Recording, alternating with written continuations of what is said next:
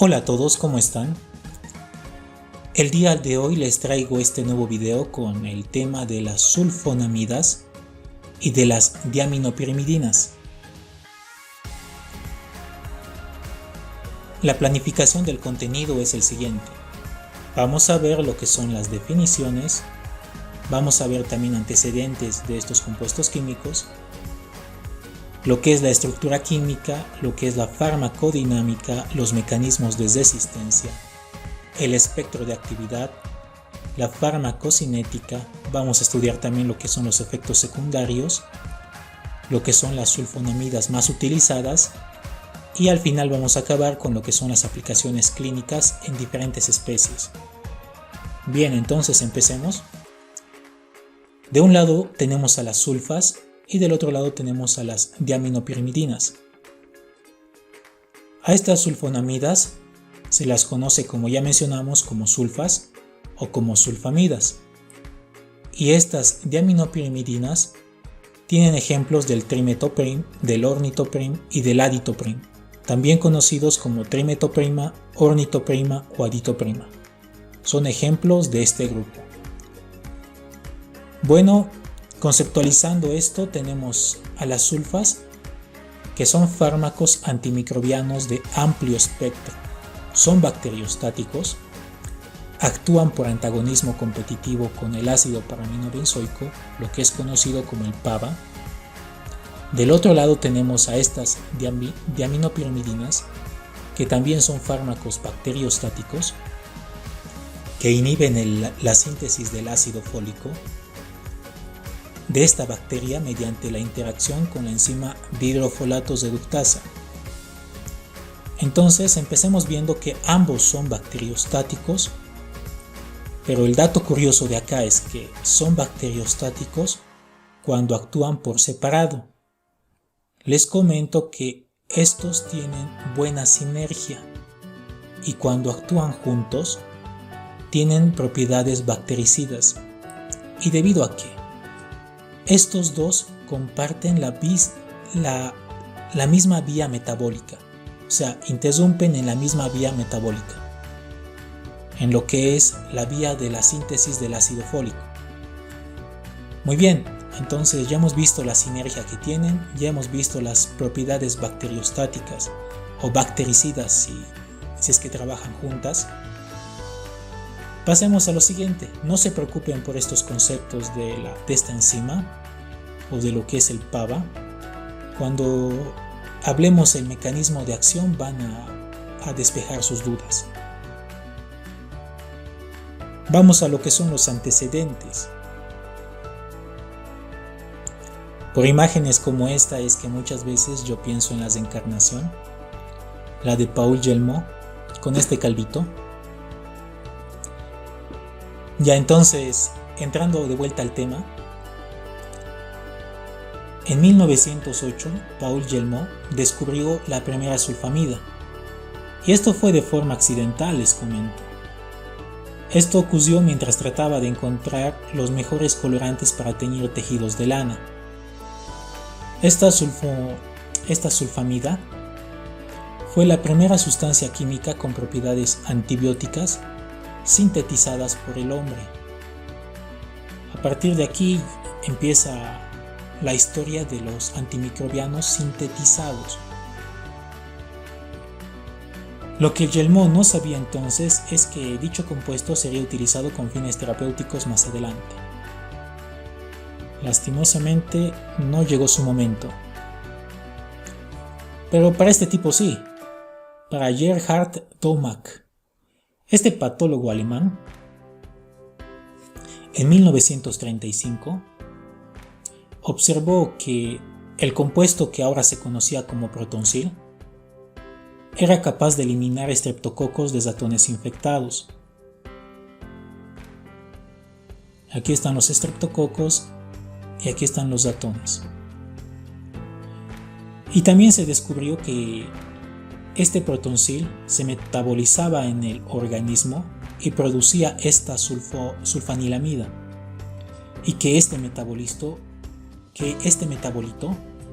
era capaz de eliminar estreptococos de ratones infectados. Estas investigaciones fue lo que en el año de 1938 le permitió ganar el premio Nobel.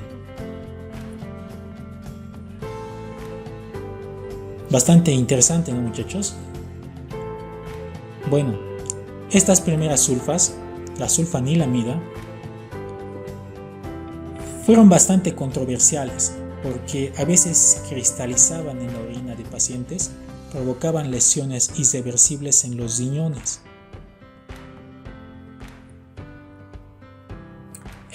Debido a esos problemas es que se realizó la investigación de nuevas sulfas. Y en la actualidad se han sintetizado más de 500 derivados de estas sulfas, muchos de los cuales tienen esta actividad antimicrobiana. Debido a la aparición de la resistencia, durante la década de los 50 y los 60, se observó un efecto sinérgico entre las sulfas y las diaminopirimidinas. Entonces, a partir de ahí se empezó a utilizar la combinación de trimetoprim con alguna de las variadas sulfas que se encontraban disponibles. Eso se lleva a cabo a partir del año de 1968 y se lo utiliza como tratamiento para variadas infecciones. Hoy en día el valor terapéutico de las sulfas solas es muy reducido y por lo tanto habitualmente se la administra con combinaciones con el trimetoprim. Entonces vemos que las sulfas y estas diaminopirimidinas van de la mano.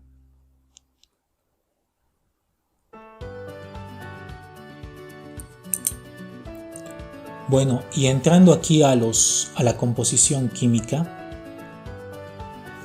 observamos que existen similitud tanto en el PABA, en este ácido paraminobenzoico, como en esta sulfa, sobre todo en la parte del anillo benceno, ¿no es cierto, muchachos?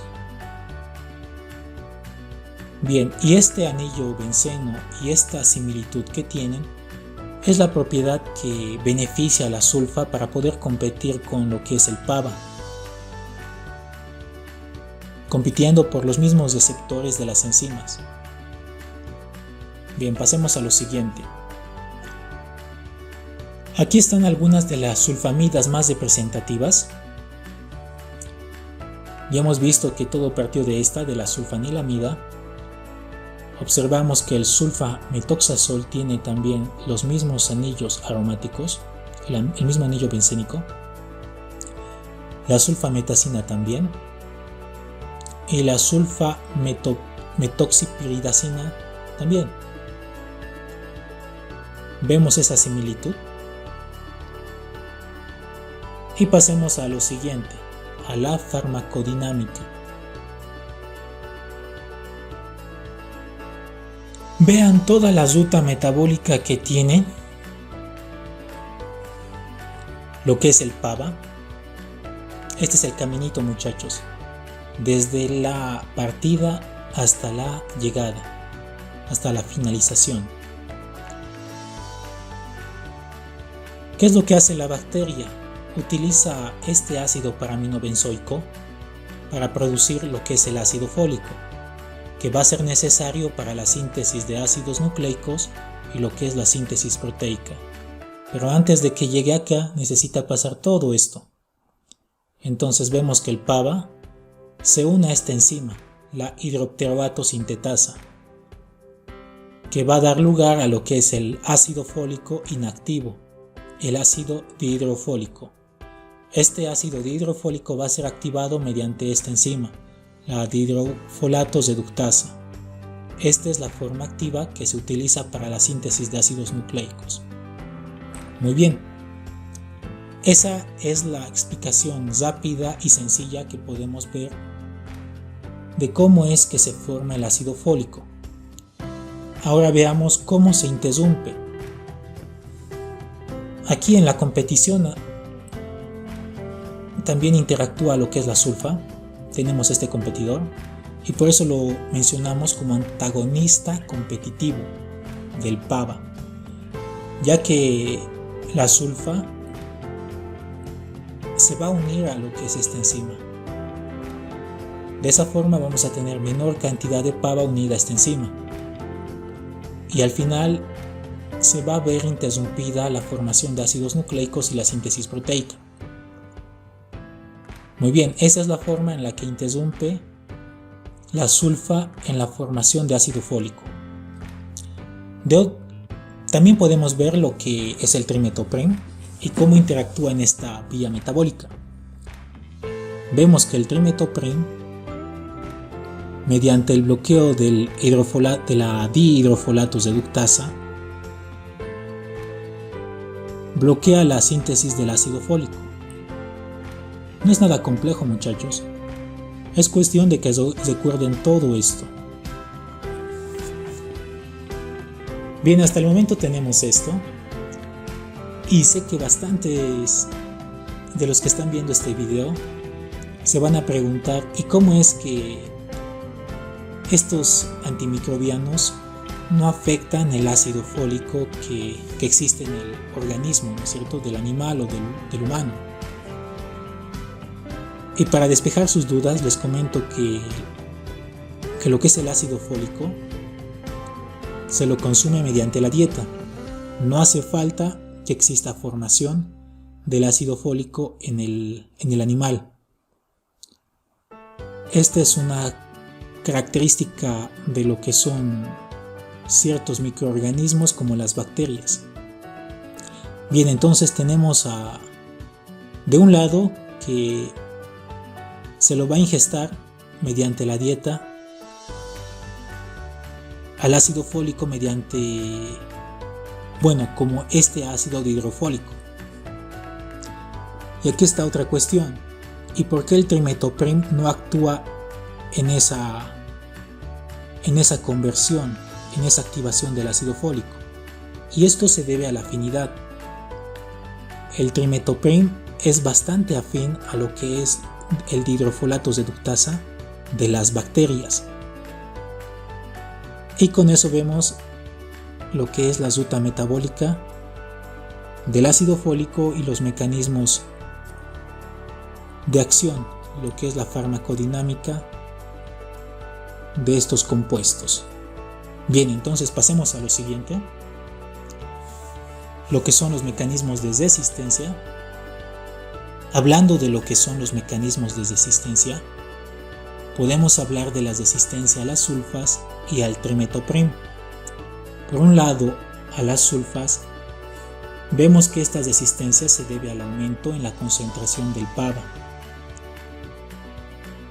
al final dando lugar a la mayor cantidad de estos compuestos que se unen a esta enzima y completando lo que es la síntesis proteica y la síntesis de ácidos nucleicos. Esa es una opción. La siguiente opción es lo que es la resistencia al trimetoprem. Y esta resistencia a estas diaminopirimidinas se produce habitualmente por variaciones de esta enzima, lo que conducen a una menor afinidad, volviéndola insensible a lo que son el trimetoprem. Y como ven, de esa forma se completa también la síntesis de ácidos nucleicos. Muy bien, entonces, recomendaciones que tenemos son que estas mutaciones se presentan en los cromosomas. Esa forma en la que se produce mayor cantidad de PABA o se modifica a esta enzima se debe a eso. Y la mediación por plásmidos es común. Entonces la distribución de esta resistencia se debe a estos plásmidos. Y cuando ustedes tengan resistencia a una sulfa, no se recomienda cambiar a otra sulfa. A eso la llamamos como que presentan una resistencia cruzada. Muy bien, entonces con eso podemos pasar a lo que es el espectro de actividad. Los antimicrobianos, como hemos visto, son de amplio espectro que inhiben el crecimiento de bacterias gram positivas y gram negativas y ciertos protozoos como los coccidios, ¿no es cierto? Es ineficaz frente a la mayoría de anaerobios obligados. Aquí tenemos un cuadro con los principales microorganismos que son sensibles a las sulfas. Entonces tenemos bacilos gram negativos como el E. coli y las shigellas. En caso de los gram negativos, actinomicetos como el Actinomyces bovis, protozoos como los toxoplasmas, las eimerias, cocos gram negativos como la Neisseria meningitidis o la Neisseria gonorrhoeae, contra los cocos gram positivos como los Staphylococcus aureus, el albus, estreptococos como el Pneumoniae y como el Piógenes, y también bacilos gram positivos como el Bacillus anthracis, los Tridios. A esto recordarles que siempre es bueno respaldarlo con lo que son pruebas de laboratorio, lo que es el antibiograma, para ver esa sensibilidad. Bien, vamos a lo que es la farmacocinética. Bueno, aquí podemos resumir la farmacocinética en este ADME: la absorción, la distribución, el metabolismo y la excreción. Aquí podemos ver que en la absorción se utilizan diferentes vías de administración, desde la vía oral, la intravenosa, la intramuscular, la intraperitoneal y la tópica. Esta vía oral es extensa y rápida. Se las recomienda en carnívoros y en aves. Se absorbe más rápido y la biodisponibilidad es alta, entre el 50 al 85%. En el caso de la distribución, observamos que las sulfonamidas tienen una unión a proteínas plasmáticas como la albumina, pero no a las globulinas ni a los lípidos. Se distribuye rápidamente por el cuerpo. También podemos mencionar acá en esto de la distribución que todas las sulfonamidas se difunden fácilmente en el feto y que en el sistema nervioso central son el sitio donde contienen las concentraciones más pequeñas de sulfas. Aún así, se las recomienda a estas sulfas encima de las penicilinas, ya que tienen mejor llegada al sistema nervioso central. El metabolismo, vemos que principalmente se metaboliza en el hígado y una pequeña proporción en los pulmones, en lo que se conoce como la acetilación. Un fármaco que ha sido acetilado es menos soluble en agua y tiende a precipitarse con mayor facilidad, y sobre todo en medios ácidos, como la orina de los carnívoros y aves. Entonces estas especies son de cierto riesgo. El peso es acetilador deficiente, por lo cual se debe evitar sobredosificar en esta especie. Incluso esto se aconseja que el paciente esté bien hidratado y, si es que es necesario, alcalinizar la orina con la administración de bicarbonato. Bien, pasemos a lo que es la excreción. Observamos acá que principalmente es por los riñones, por lo que es la filtración glomerular. El pH alcalino favorece su solubilidad. Se puede eliminar por las heces, especialmente las sulfas no absorbibles, o también conocidas como sulfas entéricas. Más adelante vamos a ver cuáles son las sulfas entéricas. Entonces vamos a la siguiente diapositiva. Efectos secundarios.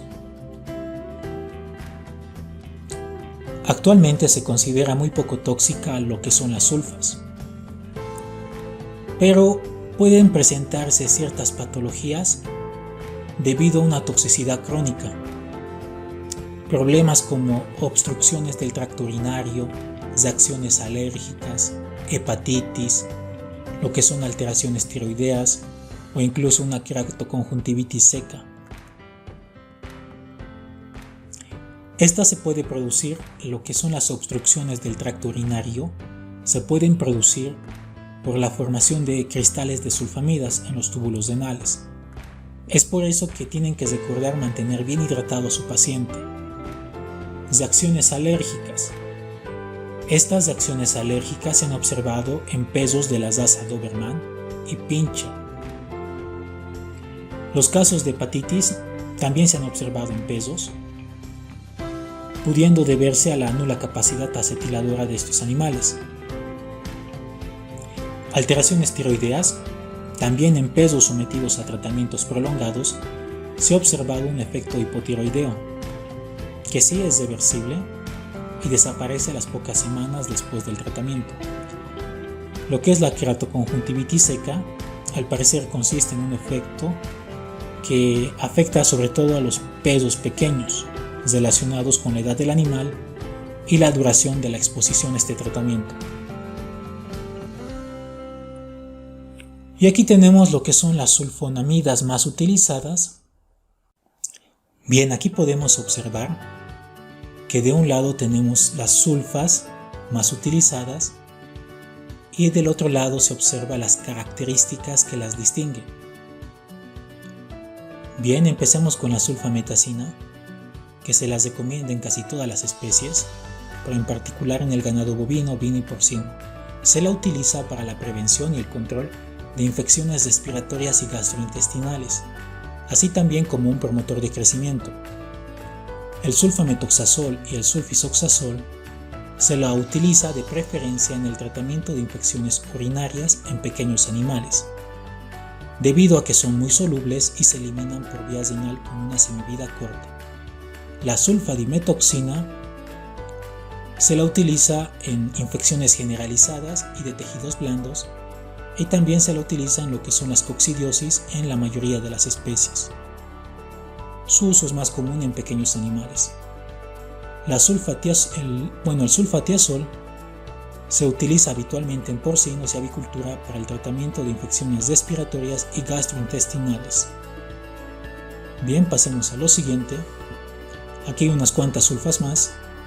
La sulfacloropiridazina se utiliza en ganado bovino y porcino en el tratamiento de infecciones respiratorias y gastrointestinales. La sulfasalacina en el tratamiento de diversos tipos de colitis. La sulfacetamida es la única que se utiliza como uso tópico ocular. La sulfadiazina se la utiliza en preferencia en bovinos y en pequeños animales en combinación con el trimetoprim en una proporción de 5:1. Y la sulfaquinoxalina se utiliza como una sulfa entérica, es de las más utilizadas en medicina veterinaria. Bien, y con eso nos vamos a lo que son las aplicaciones clínicas.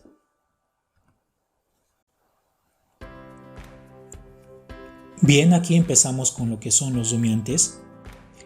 En rumiantes adultos, la vía parenteral, especialmente la intravenosa, son las más recomendables. Aquí vemos también a los prerumiantes, que fármacos como la sulfadiazina o la sulfadoxina junto con el trimetoprim son bastante eficaces contra la colibacilosis, la salmonelosis en terneros, infecciones urinarias y en procesos respiratorios.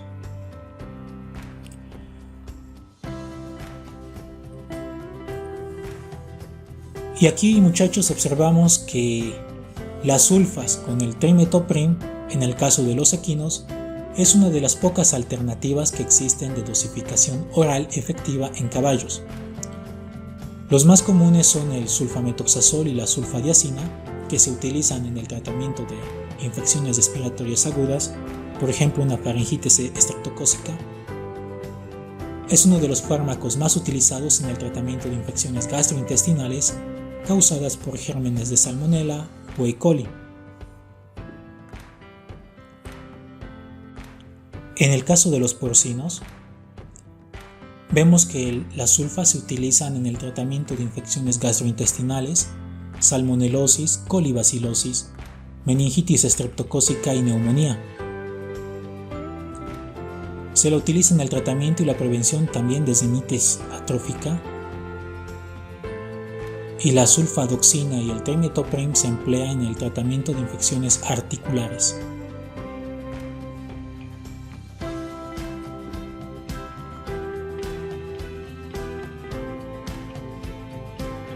En perros y gatos, las combinaciones de la sulfadiazina y trimetoprim o de sulfadimetoxina junto con el ormetoprim se utilizan en el tratamiento de infecciones respiratorias, cutáneas, urinarias, gastrointestinales, ocasionadas por organismos sensibles, También se lo utiliza en el tratamiento de la nocardiosis.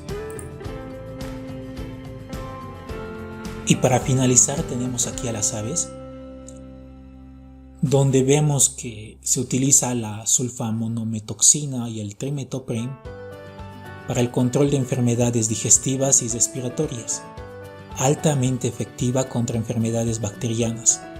Enfermedades bacterianas como lo que es la coriza, la colibacilosis, la salmonelosis y también por protozoarios como la coccidia.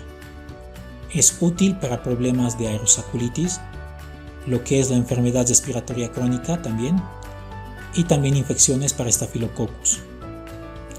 Y con eso, muchachos, tenemos por finalizada la clase del día de hoy.